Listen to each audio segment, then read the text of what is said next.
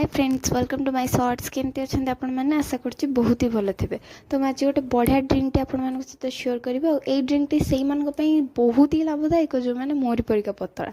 तो मुझे 3टा कदली नहीं और 3टा खजूरी नहीं अल्प उषुम क्षीर नहीं आपण आपण क्वांटिटी अनुसार नहीं पारे। उषुम क्षीर में 3टा जाक कदली को मुझे छोट छोट पीस रे काटिके पकेबी ताकि से शीघ्र ब्लेंड हो। आउ खजूरी को भी काटी नहीं एटी से बुट को जो मुझे पेस्ट करी तार 4टा चामच में यूज कर चाहिए अधिक यूज करें। तो जो खजूरी की मुझे काटी ताको भी पकई मुझे चीनी यूज कर गुड़ यूज करेंगे चीनीटा बिकज आम देहपाई भल नुह। मो पाखे गुड़ आवेलेबल नाला तो मु चीनी यूज कर गुड़ यूज करेंगे। तो ये सब को मु मिक्स करके ब्लेंड करने भी एंड ब्लेंड कर सारा पर आपण मानक देखा कि ये केते सुंदर आसुची। जेते सुंदर ये देखा से सुंदर टेस्ट भी छुआ ठू बड़ लोक पर्यंत समस्ते